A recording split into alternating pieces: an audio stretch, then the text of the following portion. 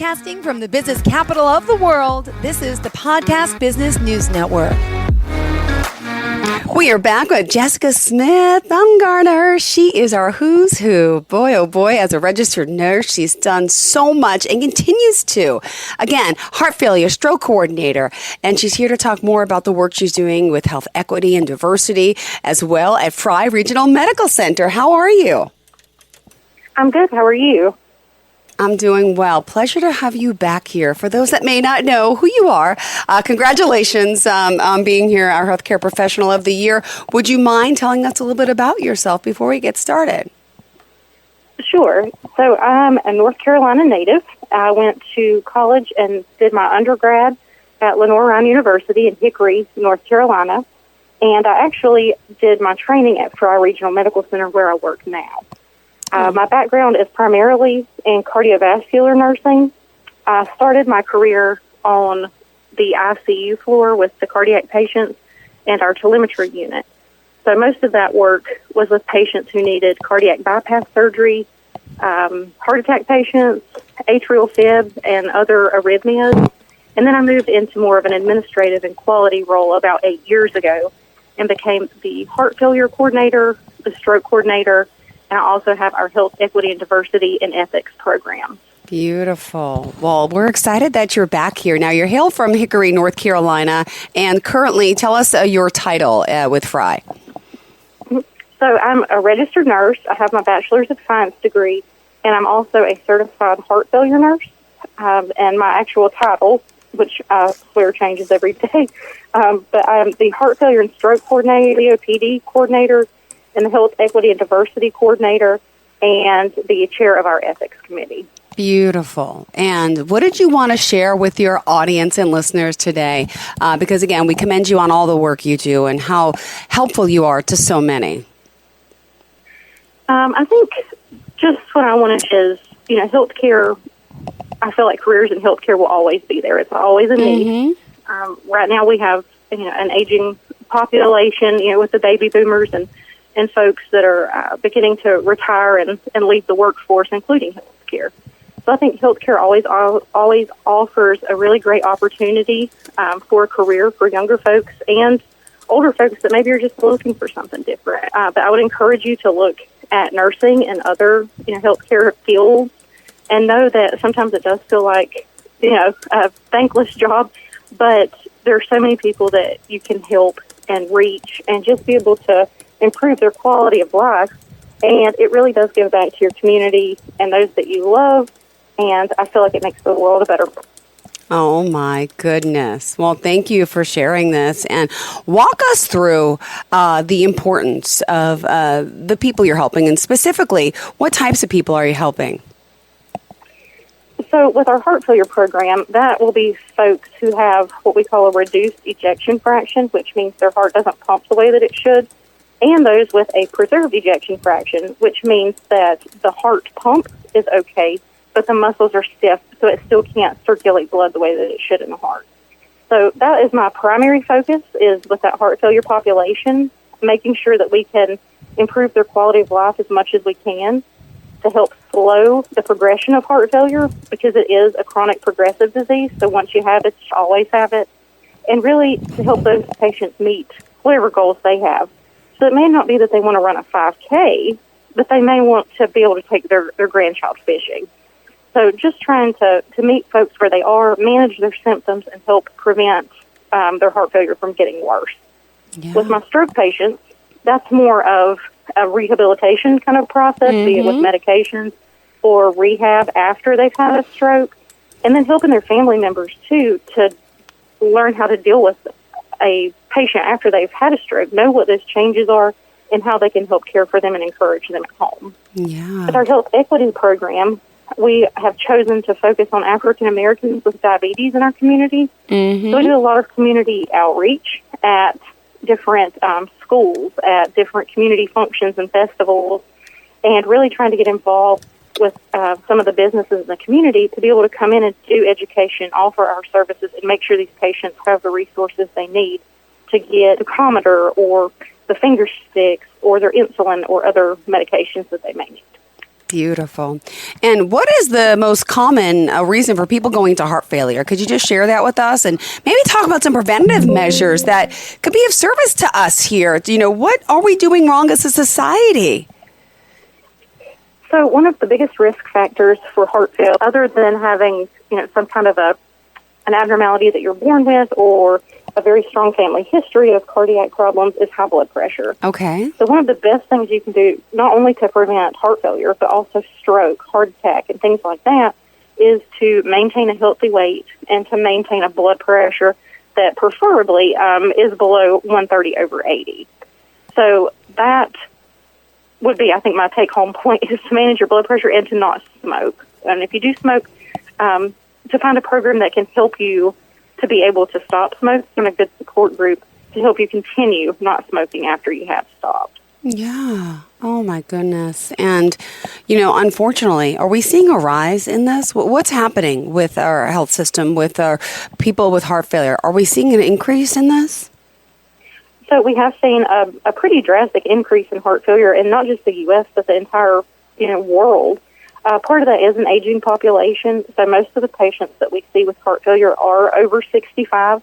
And 9 times out of 10, these patients do not just have heart failure. So they've had a heart attack, they've had that high blood pressure, diabetes, other things that really can, impact the cardiovascular system.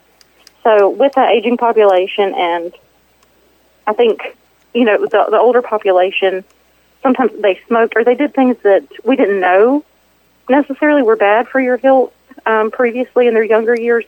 And I feel like some of that has carried over and translated into a higher failure population. Wow. A lot of those patients, too, we're seeing more, it's a preserved EF. So that means that the pump of your heart pumps okay, but you have those stiffened walls, or maybe the heart has stretched to where it doesn't pump as effectively as it should. And it seems like we're seeing more of those preserved ejection fractions, and sometimes it's a little harder to treat. Yeah. We don't have as many medications and things, so it's more of controlling the blood pressure and their volume status. So we use a lot of diuretics for those patients, but some of the other medications we just don't have enough data really to start yet. Yeah, my goodness. Well, thank you for being here. What else did you want to address today for your audience about the work you're doing and the care you're providing at Fry? So I think this time I wanted to speak a little bit about ethics and how that translates into medical and health care. And so I just want to stress the importance of always making sure that we do the best things for our patients. We want to, do no harm and make sure that we meet our patients where they are. So even though the patient may not want, X, Y, and Z done at the end of life, sometimes we get into some conflicts with families or caregivers or whoever their power of attorney is. And then those plans change rather than what the patient had did themselves. So I think it's important for all of us to always have the patient's best interest in mind and really try to respect whatever wishes they had for end of life. And I think as nurses or nursing students, whatever the case may be, just remember that when you are in the hospital, if you have questions that arise with a family member or your patient, or you're not sure about something, reach out to your ethics coordinator and let them help you to make the best decision for that patient. A lot of times we can do family meetings and kind of bring everybody to the table, and that's very helpful, number one, so that the patient gets what they want, but number two, so that the family can have some kind of closure and feel like the decisions that they're making are okay. Yeah. No, absolutely.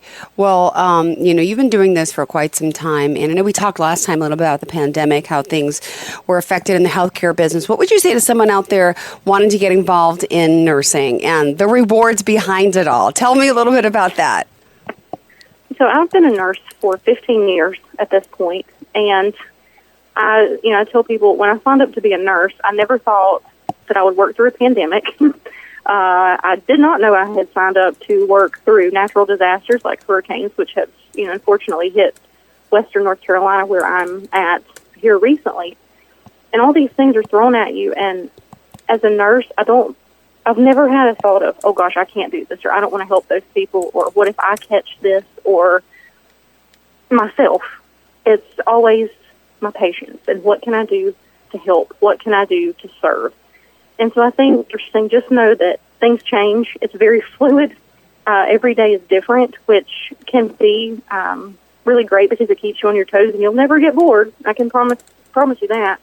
But just know that life changes so quickly. And even after COVID, I don't think healthcare is ever going to go back to how it was prior.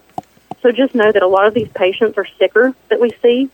When they get to the hospital, they're coming in sicker, they're staying longer, they have more chronic health issues. And a lot of the patients that had COVID do have ongoing respiratory issues, cardiac issues, mentation issues. So just know that, the longer that we live through, time, the more health issues that we have, that those do add up, and healthcare does change.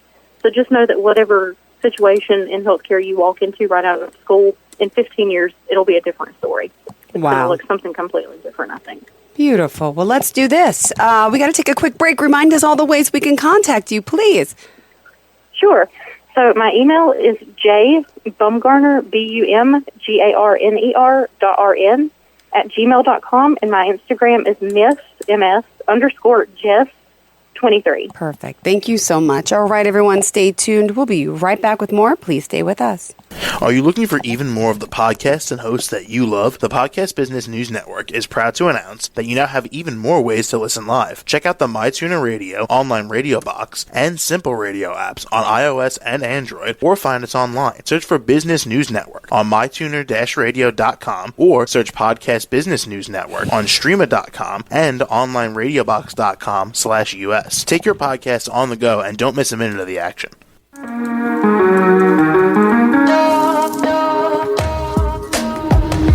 Broadcasting from the business capital of the world, this is the Podcast Business News Network. Get in the zone, AutoZone. Welcome to AutoZone. Dashboard light problems? We can help.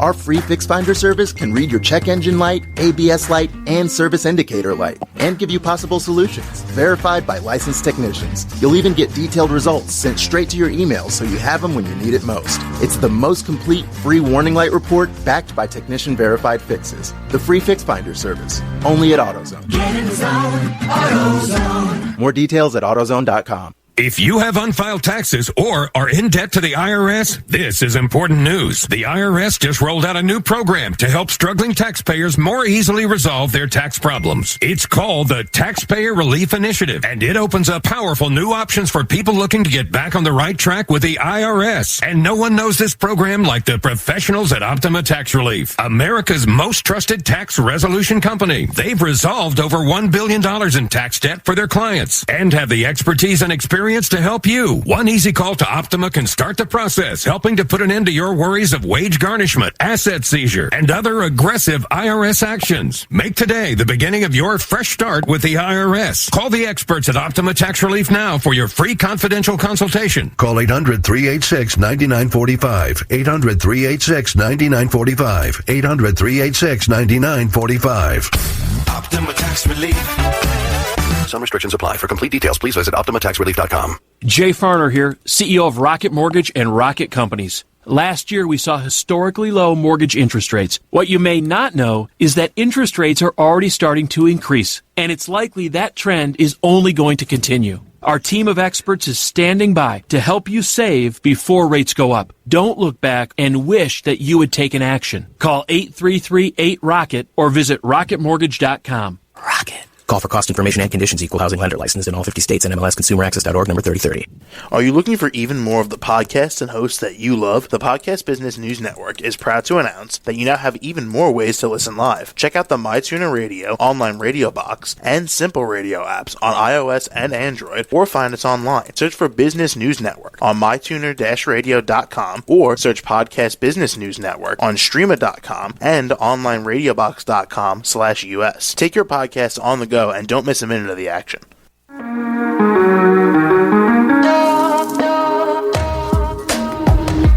Broadcasting from the business capital of the world, this is the Podcast Business News Network. Welcome back. Jessica Smith, Bumgarner, our healthcare professional of the year from Fry Medical Center. We're excited she's back here today talking about the help she provides with so many dealing with stroke, heart failure. And as a registered nurse, she's here helping with health equity and diversity. Could you share a little bit about those tasks as well? Sure.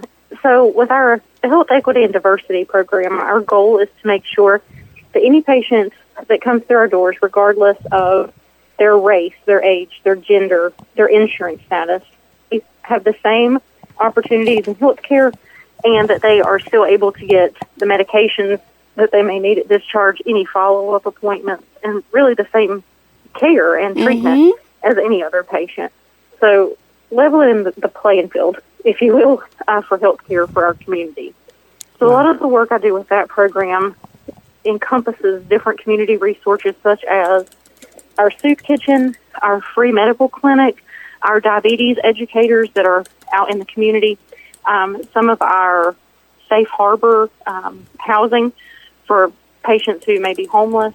And then we do reach out to pharmacists for different specialty offices for physicians, just to kind of bring all of these different viewpoints to the table to make the best plans for these patients. Got it. Well, being this field is so diverse and there's so many areas of availability. Is there a need, a niche in healthcare right now for nurses in a different area, or which in particular do you see maybe needs some more help, or is it in your area? I think nursing in general, we always need help. We're still utilizing some traveling nurses since COVID. At our facility, I know a lot of facilities, still continue to use them. So I feel like as a nurse, always a place for you. There's always a job for you.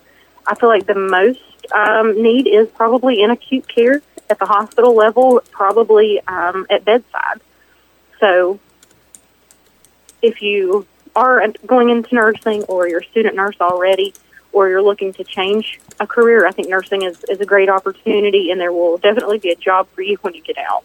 Yeah. Wow. I love it. And, what is the workload like now to become an RN? Is a lot of courses available online? Is this convenient for someone to do maybe at home as well? So I think some of the prerequisite classes you may be able to do online. A lot of nursing classes themselves are in person at college campus, and there is quite a number of clinical experiences that you have to do just to get that hands-on practice with patients and have that real bedside experience. So there are some things you could do online, but the majority of the work is going to be in a healthcare setting, in a clinical with an instructor who's teaching you, and in a classroom at a college campus. Wow. Amazing. Well, what else in particular for today would you like people to know about you and the healthcare business? So I think I just wanted to talk a little about nursing and getting into it. Sure. And just make everyone aware that there are different kinds of nurses that we use in the hospital. So we do have LPNs, which are licensed practical nurses. We have associate degree nurses, so that's like your 2-year degree nurse, and then we have bachelorette nurses, and those are your 4-year degree nurses. So just know that even if you're not in healthcare, or even if you're a nursing assistant, there are different roads to get you to be whatever kind of nurse that you want to be. So I just encourage you to start somewhere and build on whatever education that you're able to get in nursing, and just know that it is a rewarding career. I love what I do. I've never questioned being a nurse or wanted to do anything else since I got into this field, and I do feel like I make a difference. Even if it's one patient at a time, and not on a large scale, I still feel like I've done something to leave this world in a better place than where I found it, which for me is a very important goal. Mm-hmm. So I would just encourage you to, regardless the time or the money that you can spend to get into the nursing profession, just know there are different avenues and you should take advantage of those. Yeah, and you're never too late, and that's what I love to hear. Right. And let me just hear more about Fry. Tell me a little bit about the company and how many facilities they have and how big they are. I'm in New York. We have our own big hospital. So tell me more about Fry in your area. So Fry Regional Medical Center is actually a Duke Life Point hospital. So our corporate office is in Brentwood, Tennessee. They have a number of other facilities, several of which are in North Carolina, where I'm located. Our specific hospital is a 355-bed acute care facility. We do have an inpatient rehab unit where a lot of our stroke patients go. And we do have a South Campus, which is an inpatient psych facility, too. So we're able to offer a lot of different procedures, especially cardiovascular-wise. We do bypass surgery, valve replacement, and repairs. We do a number of craniotomies and brain procedures as well. and an ortho. Wow. Well, it's amazing how far technology has come and how people are helping so many. And it all starts, there's so many different aspects of working in the medical, field, even from the operators who are taking those calls when there's a 911 emergency call to that EMT that arrives on site. And there's so much in technology now. Like I know up here, like for example, at one of our hospitals, you arrive at the home, you could do a live video conference with one of the doctors back in the ER. They can help treat you right then and there, which is fascinating. We're seeing more of a turnaround time and saving more lives, And just to let you know, I read something on the website earlier that you all received a special award from U.S. News and World Report back, it was last year, I guess, right, for the highest performing hospital for heart attack and failure. That is fascinating. Yes. The last 2 years we have made the U.S. News and World Report for heart failure, heart attack, and COPD, actually. Wow. So, yeah. Wow. And that was out of almost 5,000 hospitals, gosh, across the country. Yes, ma'am. That's something that we're very proud of, and we really pride ourselves on using guideline-directed, evidence-based care for all of our patients. And could you go over some of the signs and symptoms of someone dealing with a heart issue, with a stroke or heart attack? Just to remind our listeners here, it's always good to help them. Sure. So for heart failure, the things that I would really look for are increased shortness of breath with no other cause. If you have swelling in your feet, your ankles, sometimes even in your stomach, that's not normally there. So when you kind of push on those areas, that may leave the print of your finger and indentation. Those are signs of heart failure for someone who is newly diagnosed. Wow. And an increase in weight, 3 pounds in a day or 5 pounds in a week, that could be fluid unless you're on a cruise ship and you're eating really well for the week. So those would all be indications of heart failure that I would look for. Yeah. For heart attack, any chest pain that could radiate up, especially the left side of the jaw on the left arm. Some folks will feel it in their shoulder blades and their back. That really does not have an alleviating factor. So any chest pain like that, I would certainly seek medical attention just to make sure it's not your heart. It could be a number of things, but the heart is what we would be most concerned with ruling out. Wow. For our stroke patients, I think the biggest things to look for is an acronym that we use called BFAST, and that's balance eyes, your face, arms, and it's really looking for any weakness in one side of the body rather than the other. So if the patient can grip better on the right than the left, that would be a change. If they can't use their left leg, but they can stand with their right. If the patient smiles and they have a droopy face, or if they wrinkle their forehead and only one eyebrow goes up, those can all be signs of stroke. Wow. Oh, my goodness. And isn't there a new drug nowadays that can reverse the stroke? Or what shot is that? What type of medicine is that? And you have to get it in with how much time? So with our stroke patients, we want them to the facility as quick as those symptoms appear, because the quicker we can treat you, the less brain that is damaged and the least lasting effects that you could have. So if you get to the hospital within 3.5 hours of the onset of those symptoms, you are in range for what we call thrombolytic therapy. So our facility uses tenecteplase, and it's an IV push, one time of medication, and it's essentially a clot buster medication. So what we would do if you come in within that 3.5 hour time frame, then we would scan your head with a CT scan quickly to make sure it's not a kind of stroke that's a bleed rather than a clot. And if that's the case, our neurologist would see you, and they may recommend tenecteplase. So that medication we give within 60 minutes of you hitting the door of the ER. We like to get that administered within 30 minutes. Wow. And what it can do is help to bust up the clot that caused the stroke and help to get that functionality back for the patient. Wow. And that's why it's important to recognize those symptoms so early and get to the hospital quickly. Yeah, my goodness. All right. Well, we have to go. Unfortunately, we're out of time. How can we reach you? So my email is jbumgarner, BUMGARNER.RN@gmail.com, and my Instagram is miss_Jess23.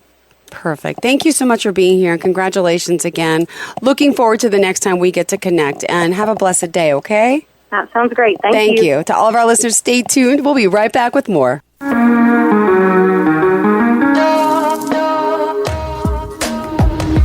Broadcasting from the business capital of the world, this is the Podcast Business News Network. Of course my kid's in the right car seat. Well, I think he is. Yeah, my kid's in a booster seat. He was ready to move up. He is ready, right? Her car seat looks like the right size.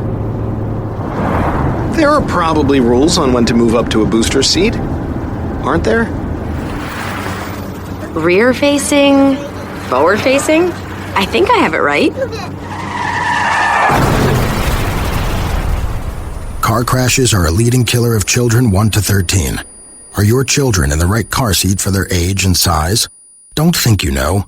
Know you know. Go to safercar.gov/the right seat. I know my child's in the right car seat, or else I wouldn't get in the driver's seat. Brought to you by the National Highway Traffic Safety Administration and the Ad Council.